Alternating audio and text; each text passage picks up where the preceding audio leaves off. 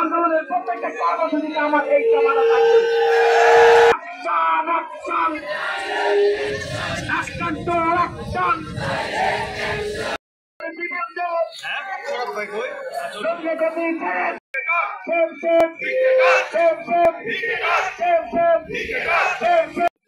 আমাদের এই ছাত্রবাদ তারা অত্যন্ত মেধাবী, তারা অত্যন্ত দূরদর্শী সিদ্ধান্ত তারা নিতে পারে।